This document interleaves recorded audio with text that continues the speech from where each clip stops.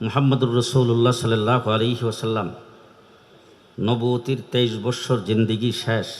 আল্লাহর নবী যেখান থেকে শুরু করেছিলেন, মদিনার জিন্দিগি যদি আমরা দেখি তাহলে রাসূলের সর্বপ্রথম যুদ্ধ কাফেরদের সাথে, সেখানে মুসলমানদের সৈনিকের সংখ্যা 313। উহুদের যুদ্ধে মুসলমানের সৈনিকের সংখ্যা 750। ষষ্ঠ হিজরিতে সুলে হুদাইবিয়া মুসলমানের সংখ্যা 1400। অষ্টম হিজরিতে রাসূল হাজির হয়েছেন মক্কায়, ফতে মক্কা, সেখানে উম্মতের সংখ্যা হলো 10,000। দশম হিজরিতে রাসূল হাজির হয়েছেন আরফার ময়দানে, উম্মতের সংখ্যা 1.25 লাখ, 1,24,000। কোরআন শরীফের আয়াত নাজিল হয়েছে আল ইয়াউমা আকমালতু লাকুম দীনাকুম, আজকের দিনে তোমাদের দিনকে তোমাদের জন্য অল কমপ্লিট করে দিলাম।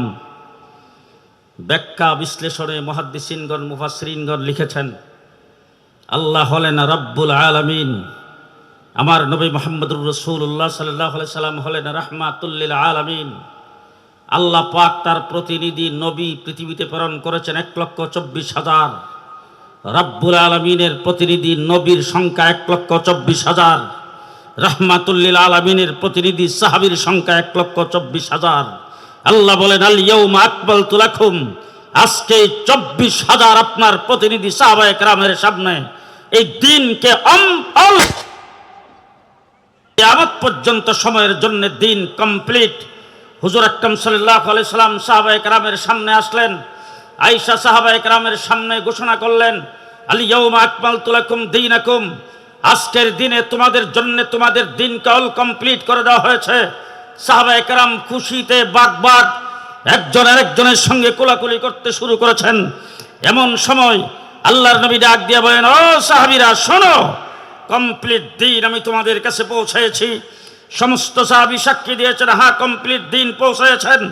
রাসূল বলছেন বাল্লিগু আন্নি ওয়ালাউ আয়া, তার একটা আয়াতও যদি তোমাদের কাছে পৌঁছে থাকে, তোমাদের যে কেউ যদি আমার এই দিনের একটা আয়াতও জেনে থাকো, পরবর্তী মানুষের কাছে পৌঁছে দেওয়ার দায়িত্ব তোমাদের।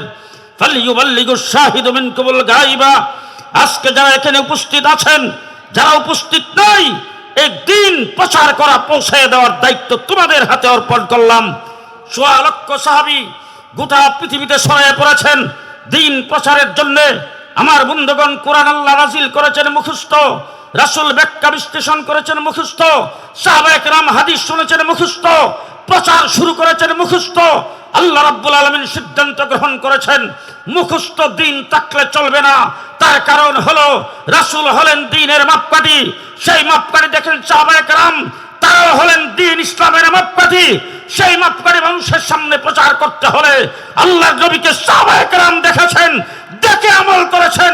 সেই আমলটাকে লিপিবদ্ধ করে উম্মতের সামনে পেশ করতে হবে। 3 নম্বর তবকায় আল্লাহ পাক তাবিনদের মধ্যে জন্ম দিয়েছেন ইমামে আযম আবু হানিফা রাহমাতুল্লাহি আলাইহি, যিনি এই উম্মতের জন্য কোরআন এবং হাদিস থেকে মুস্তা মাসাইল বের করে 13 লক্ষ মাসালা উম্মতের জন্য লিপিবদ্ধ করেছেন।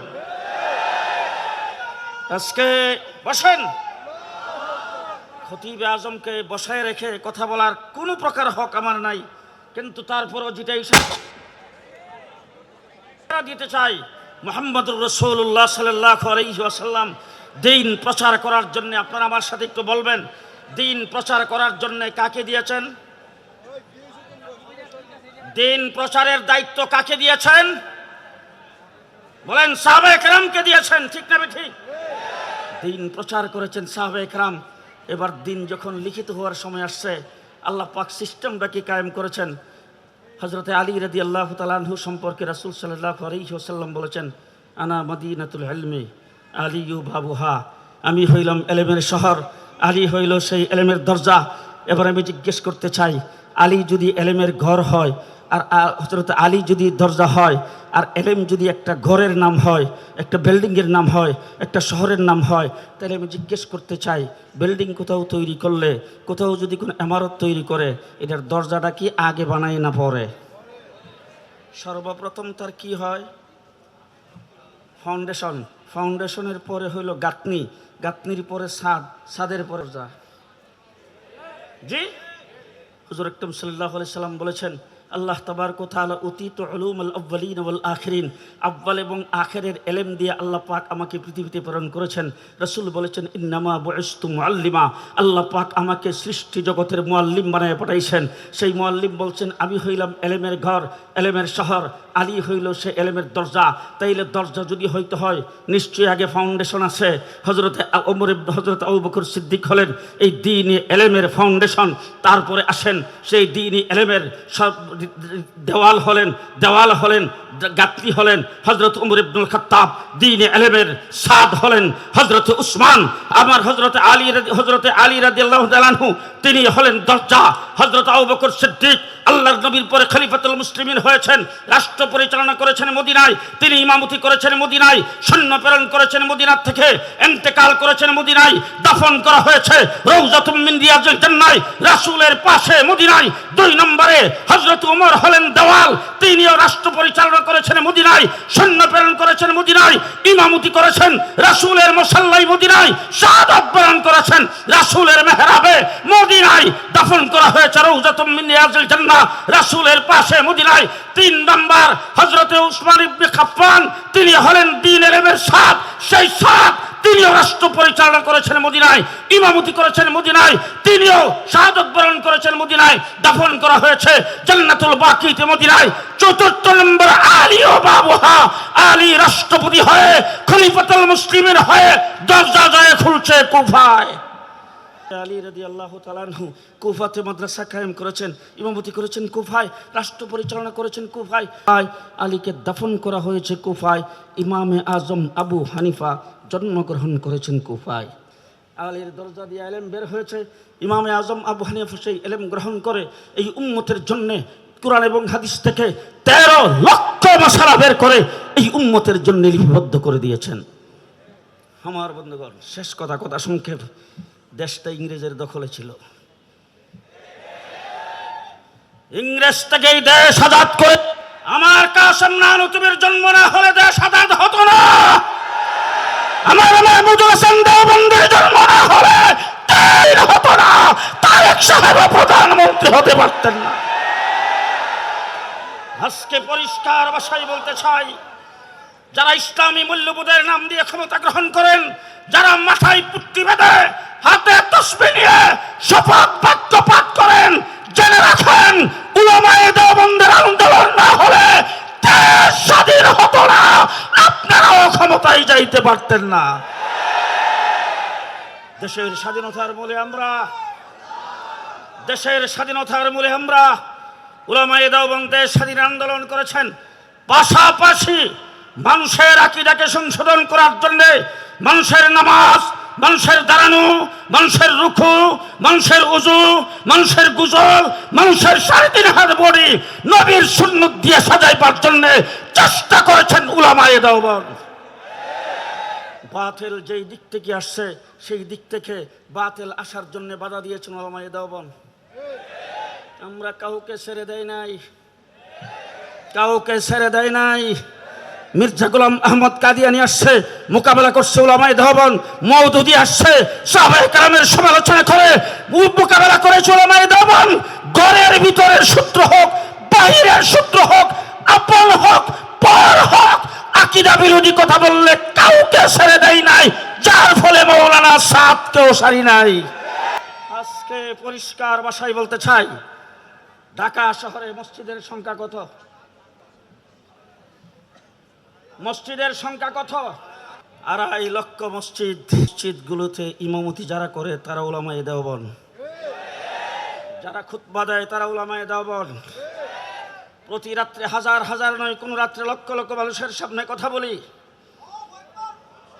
বাংলাদেশ ইসলামকে টিকিয়ে রাখার জন্য যখন দেশটাতে বিজাতিদের রাষ্ট্র প্রতিষ্ঠিত হবে পাইতারে শুরু হয়েছে, হযরত হাফিজ জি হুজুর মাঠে এসেছেন। দেশে শিখা চিরন্তন জেলে যখন এই দেশের মানুষকে যখন মুশরিক বানাইবার চেষ্টা করেছে, আমরা আন্দোলনের সংগ্রাম করেছি। শাইখুল হাদিসের নেতৃত্বে তসলিমা নাসরিন কোরআন পরিবর্তনের কথা বলেছেন, আমরা আন্দোলন করেছি। খতিব উবাইদুল হকের নেতৃত্বে যখন হাইকোর্ট থেকে 2 জন বিচারপতি ফতোয়ার বিরুদ্ধে রায় দিয়েছেন, আমরা মাঠে নেমেছি। মুফতি আমিন সাহেবের কাঁধে কাঁধ মিলে যখন শাহবাগে নাস্তিকের মুর্তাদেরা এদেশের আলেম উলামায়ে কেরামের বিরুদ্ধে, নবীর বিরুদ্ধে, রাষ্ট্রের বিরুদ্ধে ষড়যন্ত্র শুরু করেছেন, আল্লামা আহমদ শফীর নেতৃত্বে শাপলা চত্বরে রক্ত দিয়ে আমরাই তার হেফাজত করেছি।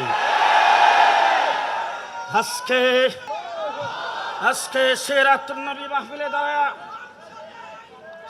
নবী মাহফিলে দাঁড়ায় পরিষ্কার ভাষায় বলতে চাই, বাংলাদেশ উলামায়ে দেওবন্দের জামাতের দেশ। জানি না আপনারা আমার সাথে একমত হবেন কিনা।